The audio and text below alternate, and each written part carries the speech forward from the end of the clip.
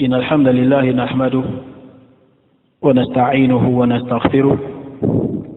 ونعوذ بالله من شرور أنفسنا ومن سيئات أعمالنا إنه من يهده الله فلا مضل له ومن يضلل فلا هادي له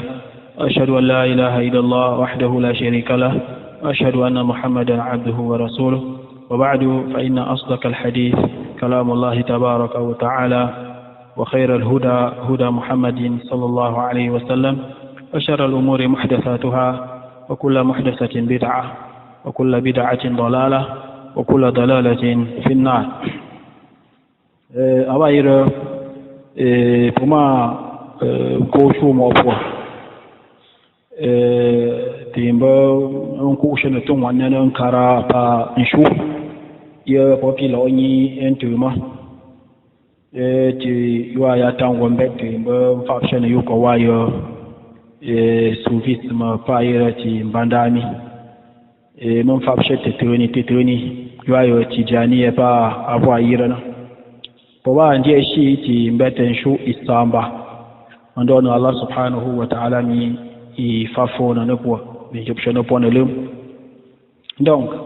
wando shushu wande shindu yi mbete nshu isamba yi polonzena tuwala onyin dutun wannan na shiken du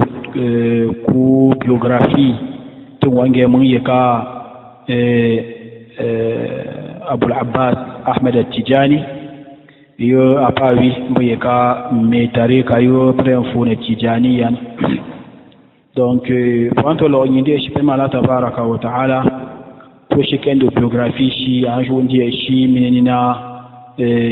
ka limo ka vintu mo shikete umashi ke ka pino to pi enumere wa ka ya panori sa angonori ndonguye ka bo e ka bantuma na donc en journée shi biographie ya projection wantu ti je ndi shi na pour senti ma pashunda e pema Allah tabaraka wa taala wa azza wa jal comme shunda ko yimiena yani awwa mbamu ne bare fini tijani na naam apa yike pompi manda ngabe kemiena mune bon fini tijani na kuli shiba kunya shiba Abul Abbas au kunya shi kan fu ta Al Abbas kuli shiba Ahmed wa yamun mure mun funa Amaduna lishiba Ahmed li baba shi wa Muhammad li mbambani Abu al-Mukhtar li chitambambani Abu Ahmed li mbambani Abu Muhammad iri Muhammad yewa mon Salim nam donc elle pas fait Ahmed al-Tijani wimbo ya ka me tarika to ayin bali shi baka vi po te yallama lema baka vi intuma na pas fait navi en l'an 1150 de l'Égypte ya le mot pas vi intuma ya le mot pas vi intuma kawa bien mentionné de ton wanda le baba tijaniya ba da kwata far al-munfasal an hamish jawahir al-maani ba da kwata fa shake intu طيب pour la boire en demi prévu avec n'est pas l'homme islami nkori kamin kori ne tiangam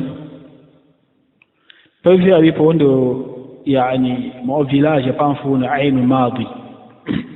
ali village na provina Naam,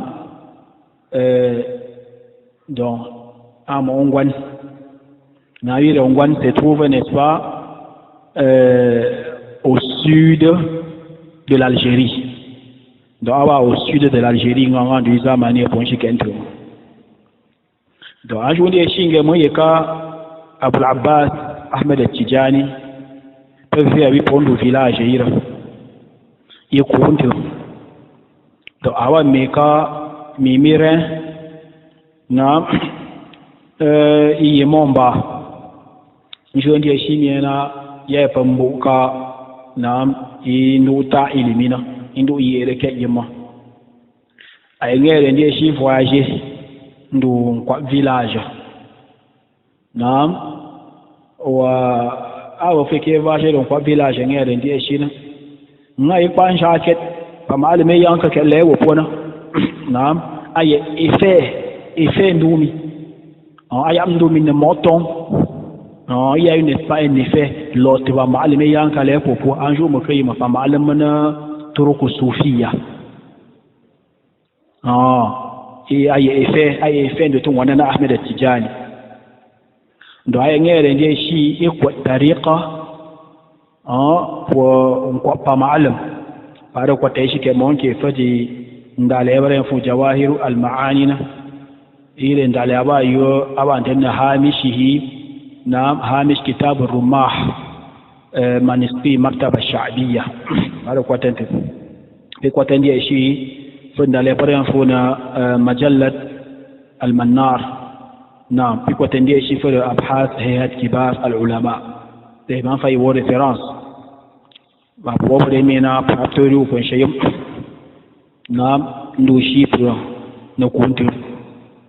وارما تينكي كابون بشي تنغلي شابما ndanga beket wala ma sinki ka pon sappe do yin kara pa shuyo ko wanti ma abo bire mi pona ngem biran ta ko Allah ki ban ta o pema mun yuto na naam do mandanga beket tay pokusha para ko ta nget par exemple fatin dale wa par infona a Sheikh Ibrahim Inyas al-Senegali نعم حياته وآراؤه وتعاليمه أمولي بفهم فليلي بوكيما وتون عنده Cheikh Ibrahim Inyas le Sénégalais, sa vie, ses visions, ses enseignements. Il va pas écrit par Mohamed Tahir al-Meghari. نعم إيرينتم لو تيعفوا لي في وميت رمي يونوشكت إيمين دلائمي فإن أحمد التجانية ولد بقرية عين ماضي إمي أحمد التجاني بولونزينا لما بفين تيوما بفين أبي ألم نكامي نكوري نتشينغم تلم إسلامي نعم يو أون فونا تلم ناسا أمبن كامي سانكوت تنغم شوي سامبانا تلم ناسا أني غريغوريانا دو إذا مينا من أب عربي واشي فم عرب وأم تنسب إلى قبيلة بربرية تسمى تجانة دو ناشي غاينفي يكيني تما نعم إبا ينجن pour de la tribu موتم pour les berbères Van Koteket, n'est-ce pas, il est tombé vers l'Algérie, au Maroc, les Berbères, Panfou Barbaria. Bon, je vais donc, il y a bon du temps. Pas bien fait le temps de créer Tijana, elle est pour le Tijani. Bon, je vais à un chez Tarekashi, chez Tarekashi, au Malichi. Alors, quand par exemple, le Bamoun. Al-Bamounina, c'est beaucoup cher, il est important. Il est le village Aba proche de ville pour un fond de Tilmisan. Il est ville pas en Algérie toujours. En Nachilona. Avant juin, c'est. Tout le monde dans les waïs pour toi, mais j'en connais. Mon numéro est passé pour l'oïnt, non. Et tout le monde, docteur Mohamed Tahir Meghari. Inze mukayima. Inze minge muye ka Salim. Yeba mbete mbambam shi ikpana. Mbete mbambam Sheikh At-Tijani ikpana. Imi huwa awwalu man sakana qaryata Ain Madi. Awa pumune kapere de histoire na pumune inyi ndwire village installé walina. ثم بعد أن أسس التجاني طريقته ادعى أنه شريف. أهراب فيك أحمد التجاني إكوك التجاني إكوك نسكت صوفيسما كترك الصوفية ومعلمي مفندين دي إشين ينجي الطريقة in shirye shi mai tarikatu tijaniya na ba fait que fondé ni china idda'a i prétendu et wumma ke bande ne pour fata amma annahu sharif mi ba sharif mi ya sharif aga bare man video da camera ba rene rene abakan shi mu makankan mun kan me ma camera mi ba sharif ya mun jangan pa mun jangan me ci kada ken din yi ba ci din yi pa na pasufi awa me défense manuel awa me si fa bata Congo mais c'est chez les villages man ziwa mama renjo na naam ba ka ba très curieux titu fait kala ya jo sunna na ka ban zai mo sherish me yake ke naam kongo wo mai shi min gon wa ci sai gon shi par curiosité naam o me ne shi pe yan ni le c'est c'est-à-dire o men jon ka panga ni yire mo prétend wo rifo sheriff ma mi wa ngantami o bo yoni mo ba mo kenke mo boram na po yamba ki mo kenke mun bara lo mara no na po yamba ba mun Maroc na po yamba ba mun Mauritanie na po she mun peut-être mbo yamba ngui ba ta yamba pataniye abu en montage yo wallahi ida yam pasufi pogni Cameroun de shi mun frappe pour ne shi wo man ti mbo un vrai frappeur mandanga paquet man je connais les gens qui sont victimes wallahi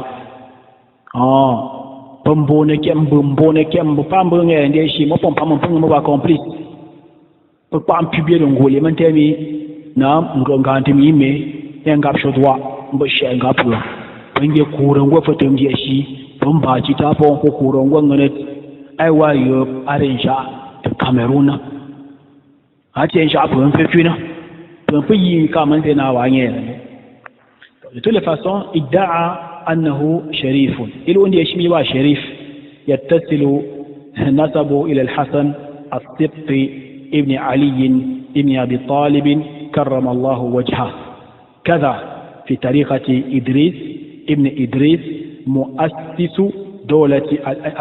الأدراسية بالمغرب الأقصى فمن أجل ذلك أثار الباحثون شكوكا حول صحة انتسابه لهذا البيت ya bare ne shi ne wa sharif ilon je shi ne na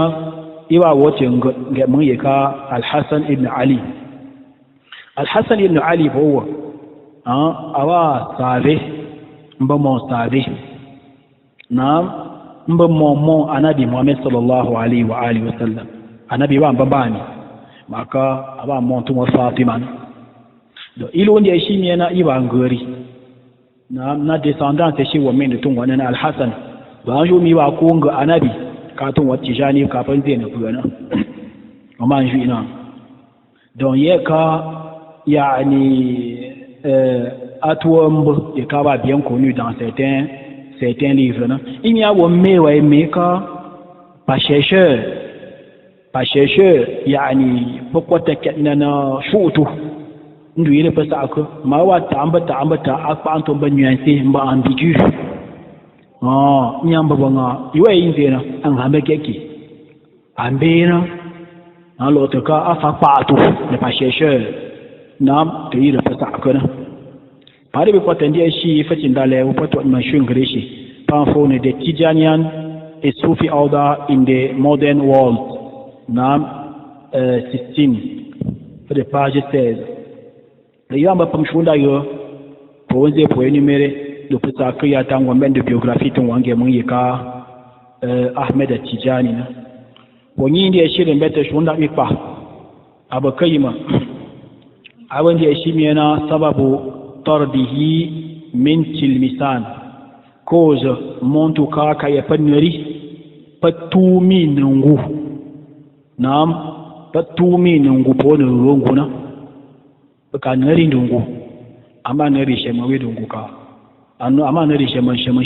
mune nari ndungu na a wonte su don paton ju ndiye shine ku cause wa ka ya paneri na mashini to yana ndiye perfect en lo teton wa historique tun wange mun ya kai ba ya ka mai tijaniya mashiya fa wali shandiya shi fa ina yin ku wa tijaniya wa yana da shi ne fa ma Allah ndo yin fabshar ayi nge mun ya ka historien par fi docteur Megari inda makayima إمي سبب انتقال التجاني إلى أبي سمغون نعم بقوله إذا ما كيما إمي ذهب المؤرخ محمد ابن القاسم الزياني هو أرينك فيه نعم الزياني إمي نجمع يكا مو إستوريا مو إنكي اللي شبه محمد مو قاسم الزياني محمد ابن قاسم الزياني un historien me par ministre moment je venais de Wuzara ikbo amafas ikwana mafas inze makayima inze miyanange mun yaka الشيخ التجاني قد اشتغل عندما كان في تلمسان نعم وهي في الجزائر بصناعة الإكسير الكيمياء وتزييف النقود نعم فألقي القبض عليه فحوكم حيث ضربه وسجنه محمد بن عثمان الحاكم التركي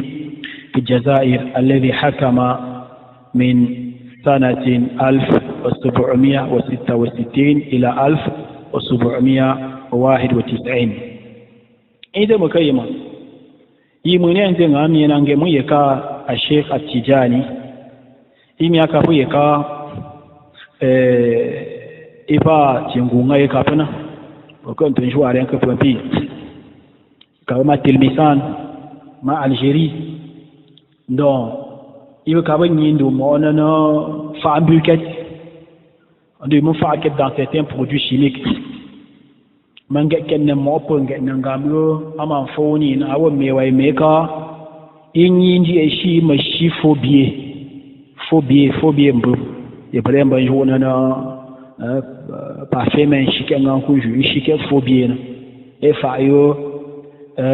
malam gora ko patijaniye me tarika kabo e kaban tuma mandanga beket do awa fuye ka ken yapondumi te pa fon Allah pa yapondumi to wa ken yapondumi na awondi e shika pongo ni pour le tribunal pa ka woni pour le tribunal mbe ka palli sa ba pa we mi apu ke fa fuye ka pa vio wi shi bo phobie na mandanga beket do pa juge ndi e shi mi na anta fa labish nanzum kwat kaballa ngirinda nda yira walla bindi shi abin shi fara walla bish ba fado zo korare yanana na pasui manda jam pa emprisonné aba ngera bo fo to wanana mune ka ba kan fon biro nguba sa'ir territoire iro ngune ka ba fina Muhammad ibn Usman al-Hakim al-Turki ay ka ba sa ma Algérie ma sa'bi Algérie biro fo do intervalle année 1766 à l'année 1791 كنت جواره ثم طرده من تلمسان ومنعه من الإقامة في جميع الأراضي أو يكيل لا بين نشير دانجم بين نشير كا بين نشير مينا فتومينا دون فوندي كرتي دي شيميان تي تمغو اكسبرسي نونغو بين نريش بين نرين دويرونغو هو نرين دي شي لوت فيفي ngam politicien even get man shi phobie na ben fausseur nam when you rindia shimi imapi nshu ndu territoire Algérie ngu territoire Algérie ma bien kwinjorito perfejo ka akabona mandanga beket tape ayengele ndia shawe kawa ngende shi ne obligé itam dia shi na mungwani ndu mole pare info na shalala ثم استقر أخيرا في قرية أبي سمغون أو ميكا إلينا إنسالو كوماري بودو مو فيلاج يفرين فونا أبو سمغون نعم إلي فيلاج se trouve n'est pas en plein désert se trouve en plein désert نعم حيث لا تمتد إليه يد الحكومة إيوان شون دي شام بلين دي زي وان شون كابسا كيري دي تل سوتكا نا أفا إشيمن مريتون واننا باندانكو pa politicien qui est mériton wanana sango ode wanga nam e pinde kuvi nga ipwa iwon shonkap na pare kwata yishi kere pondo inzena fati ndale wayo fati mfumi de tidia amashungishi de tidania et soufi oda in the modern world for page ya fule ngam il y a faut les ramches vus autant pour moi puis quoi t'as fait dans les wayo petit info na الشيخ إبراهيم إنياس السنغالي حياته وآراؤه وتعاليمه يعفو له بأشوف نعم فكوشا مري باشو كوا يابين توان تبشو ميكاو installé ku wari shin curicute shin shi waro ku design to kwat ka fabi na'am Allahu musta'an awa shi kan na mu ngale shi ya ware pove naka apore ponam petu pombe maliki kenan a shi kan mu ngale shi fara ko tafati jawahirul maani fara ko tafi ya fati kule pun fu jawahirul maani ngale shi rin zai makayima إذن ما أملاه علينا شيخنا أو من غيرنا في شرح هذه الصلاة المباركة النبوية من حفظه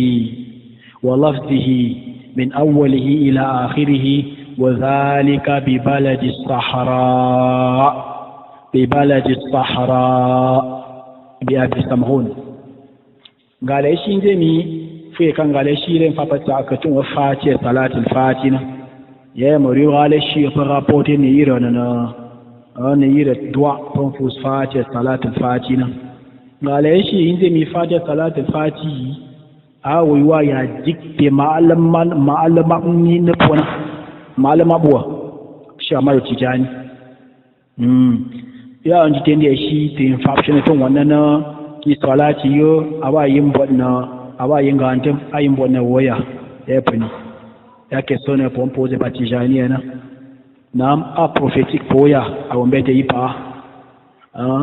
ma pashkedun da fati salat al-fati habi matitun na pare ku into insha Allah tabaraka wa ta'ala to fabshkedna na conception awandu yira salat fati yira na salati wa pona te ya pon pe besoin ngana awa intervention tun wanga la shi ngere nzimi na mune dicté ne popon totana awa malama tijani na ai ka ban dicté avec sa mémoire et tun wallu shi lotin shi ngwa merin jini ya rere ne shi nga paka shu in dicté ne pona aka poti désert aka poti kwat to malam ka shi ngwa mun shi ngen poti kwat na te kwat village kan fona Abu Samhun na أروح دفتي جواهر المعاني كا بولون زينا جواهر المعاني يابات بالهامش كتاب الرماح نسخة المكتبة الشعبية الباب الخامس في ذكر أجوبته الفصل الخامس في مسائل الفقهية دوزيام فولوم يعفو له بانكوت سانغم شويمو نعم نشي ممانسكي جواهر المعاني بارو كواتنتو pare ko defan da labarin fona al-ifadatu al-ahmadiyya ya fule pengam shwe samba donc ya ko mo je po numéré na awalo on ton je bon ko sho historien docteur Amegari nze makayima imi nge historien mo ke iba marocain ba Mohammed ibn Fa'im Qasim az-Zayyani ya polon shanga shike tona baba njina ma Muhammad ibn Qasim az-Zayyani iba ma repreneur patwat ne ton wa biographie pour histoire Ahmed Tijani iya ma repreneur paton twat ne cause ya kayet pason jam ve Ahmed Tijani ngon tué man da nyirina ban jujina après ka ba kwata kan na material puis de ke matériaux yi chifo bien abo me ka ka blab nyiri instrument d'ingénieur ingénieur dungu finalement na te manta e po yumi na yi historien yo po bon jan kan karata da shi wa Muhammad ibn Qasim az-Zayyani na awa mon a vécu même époque pour Amadou Tidjani na monsieur po yimi na miwa ya po nzena ani wa ya temban zenga ngana ya wo shikeru na atwata mon a vécu même époque pour Amadou Tidjani mbayi Amadou Tidjani pishin na kadan to mun shware na kana mu'asiran lahu wa aasha ma fo mbona dans une même ville doli ngongwa na Tilmisan amma shi na ala fingen je shi a kwamma Tijani ko ne yirama mandanga baket do Tijani ko ayen ga fe ne 18 ans kamun yaka historien Muhammad ibn Qasim az-Zayyani bato ko yinga ala bato ko iyene shi da wanda ya shinge mu yaka Muhammad ibn Qasim az-Zayyani amuniyo ika fa importance titun na amne sujet ton wannan sujet face à Kanga Tidjani awo meka il a parlé n'est-ce pas de Tidjani n'est-ce pas sur 2 de ses livres penda le washi penda le wa mom paro kwata monda le shi fa kuna turjuman al-kubra shi kan tun Amadou Tidjani kwari wanda le bashi ba je ko da rodatu na السلمانية في ملوك دولة الإسماعيلية نعم ومن تقدمه من الدول الإسلامية فأنتو قوة نعم فأنتو قوة كيف تتم ده تو فينكوش awe ka bokusha awa mende shi ka mo fu mo le jeune shi gale Ahmed Tijani po wande na tun wannan malam fake kwa irin ya kafana ma abi Samroun comme à l'exemple n'est-ce pas de Ali al-Harrazim shi ba Ali al-Harrazim ya mari gale ya baka wande na Ahmed Tijani Ali al-Harrazim ya mari pa malam Ahmed Tijani ngungura ya mari gale shi ngungura ngemu ka Ali al-Harrazim le mec quand il est mort n'est-ce pas c'était en langue il est mort c'était de toute façon je me rappelle plus de l'année quand il al-muhim Marie prenait beaucoup léni là aba rapporté dans des recueils comme par exemple un livre un livre par exemple al-istiqsa لأخبار المغرب الأقصى تيافول سانسين نابون دالي ويا يأكل بولو إنيميري مينا مورالي أحمد التجاني ونديني الإزام نسبة علي الحرازم بونغي مويكا محمد ابن الشمري نام نفيني يبتتين أن نكامي نبينكت التلم عرب 1200 de l'Égypte هو ونديني ثم جعلوا يترددون إليه مرة بعد أخرى أفريقيا بديكو في معلم شام بورو قرا نعم بشين شمبيت كأنه شيكو من شعب هو معلم أول ما يجي شيكا يعني بلي نشيم وإنستالي باكوم ورابوتم والمعلم تيرو قرا شيء من شعب هو بولين تيرو قرا كذا من شوارع دون ألو أنو أنتي أشي Amadou Tijani itam je shi ni fi ngami ja'ahu al-fath min jabsha ikwatan jabsha ikwata kayima ikwatan jabsha ikwata ouverture بعد جرائمه في تلمسان do ikwata ouverture manja ikwata ouverture wa forense au manja mtun wannan crime ilo mbo wange matilmisan pa vi pa bana pare nga shi ke fobiena yelo ndi ai shi makaima ni kwatan jabsha boko kadan ta manjo are ini itana po anabi Muhammad sallallahu alaihi wa alihi wa sallam yaqzatan wala manaman mi yentana wa anabi wongo fomante yentana po ni ngama ndongore shipotelie shipoten shilom ilu unga min nzendi ashimiena mi anabi fakuni mi itwa eduke na yopoma tambandami éduquer n'est-ce pas n'est pas créature yakena mi adina lahu fi tarbiyati al-khalqi ala al-umumi wal itlaq mi anabi sa'ani mi éduquer pour donc penser au matin iswara atu maqam donc aba lo ndi shi imi im kayima imi ikot kan tumun shuaren ka kan tumun shuaren amma ci jare ne shi mena ikot tariqa na مشروع نبي محمد صلى الله عليه وآله وسلم de bouche à bouche mais mushafahatan ni tarika ta sufiya kwa nabi sallallahu alaihi wasallam yaka aisha kendo mina ka rale shi won kwace shi man shufo ni na ibn da shi me na mi anabi nam yani anabi sa'ani mi na ngu patarika yo ilo ko wa maalimina patarika to sufiya na mi sembo min tangnat ni shin shushu pondu yi ko po anabi de bouche à bouche na ya nabi kam so mashurina yanzu ya tarika pampiye da tijaniya ka o ponta ta pemtum ponta ta islam o pamam ba tunji ka pampi mi na yembe mandongora yembe yo amara tijani re ngetna yembe mandongora mbambata mandanga baket wallahu musta'an wa alayhi tuklan amma lo antum de shi ito kenna na contradiction rieni mfana ngam tungani ni po rieni anto kenna pashuko wayo Allah mangaji shi fa fakantuma Allahu musta'an Allahu musta'an Allahu musta'an ma po ambere de shi mi kawon peta ngufu mi yenta na po nabi Muhammad sallallahu alaihi wasallam yaqzatan yenta na po nimbo éveillé pato pimandi indiya shi ka pompi miyana yani mansham yaka ntum pambere nzonda ala paremi al yawma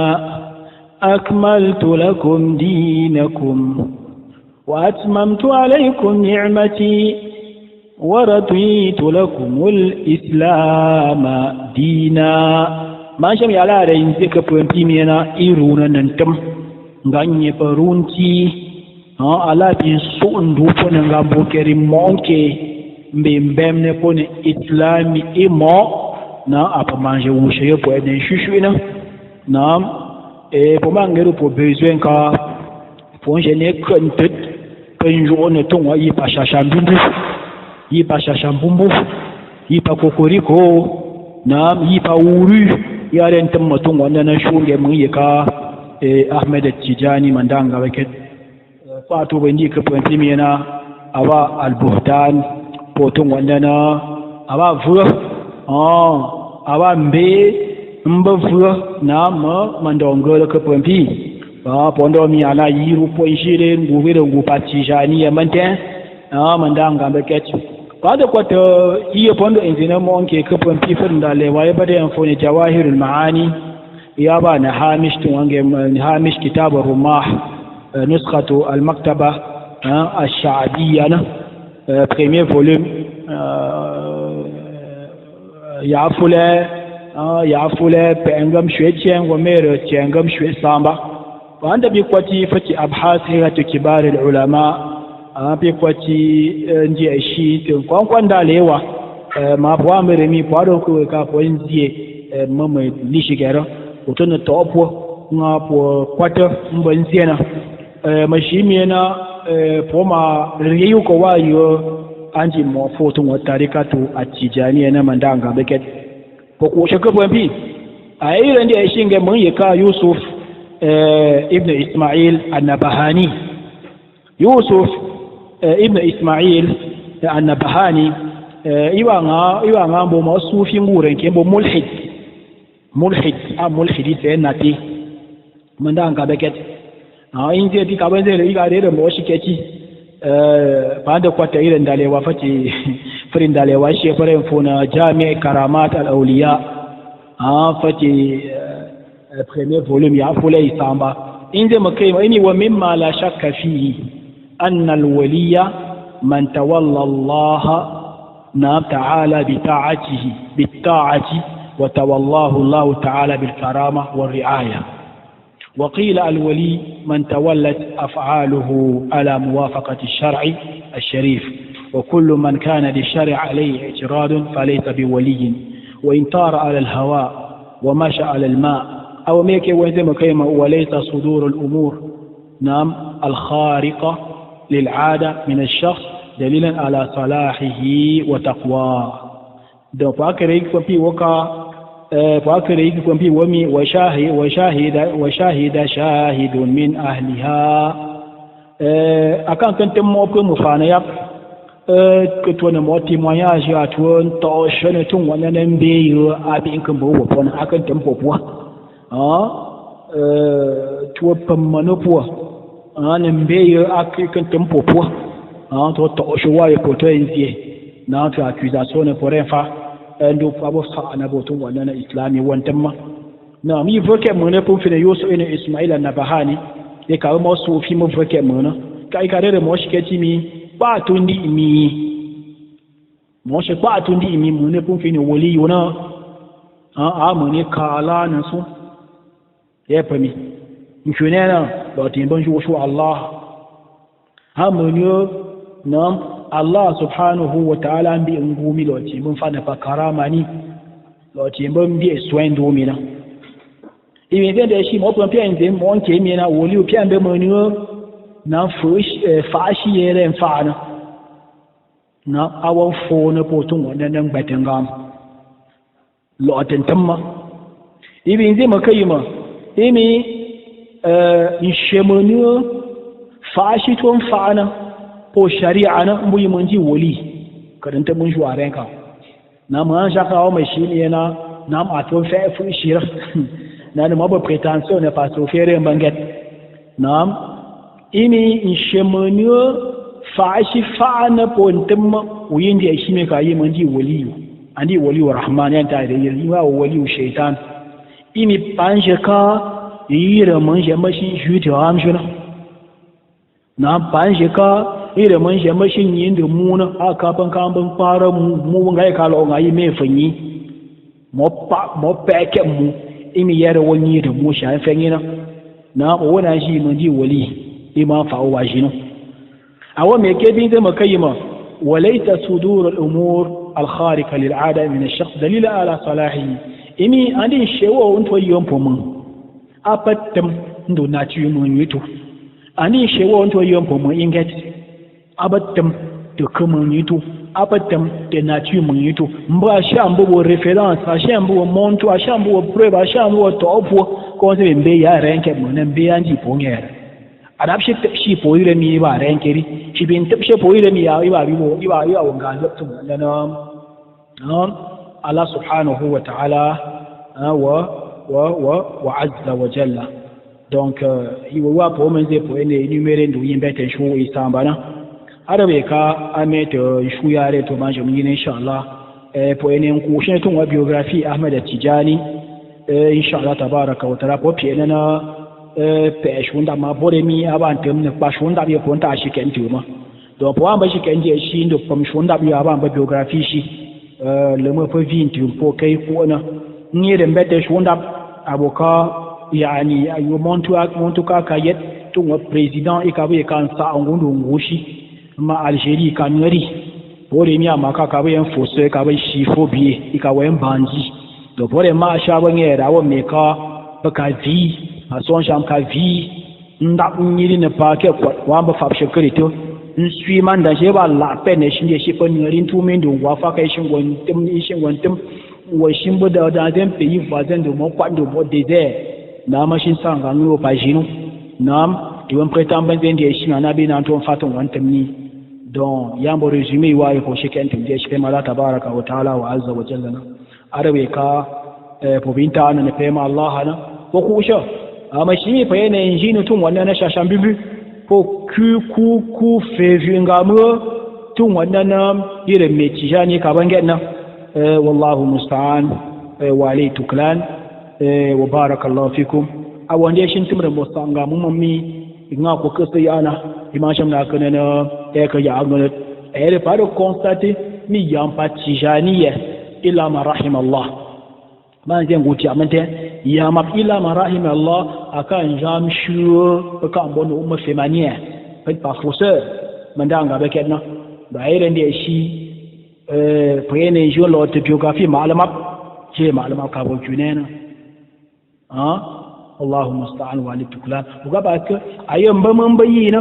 mu yi mun ji ba mun onzo ko pali fufuina ka ba mi hadisi ren fapshena ma ya condition ko implement nke so yo ban shi mun ko pontan pofi kenan a shi be ban zai yana be re mi ton shi ro ko ron kwanse yi man tayana da an da ku yana be ka to me na man ni irin sha ba ka Abubakar Siddiq irin sha Umar ibn Khattab irin sha Usman ibn Affan irin sha Ali fiyira wa barakallahu fikum wassalamu alaikum wa rahmatullahi wa barakatuhu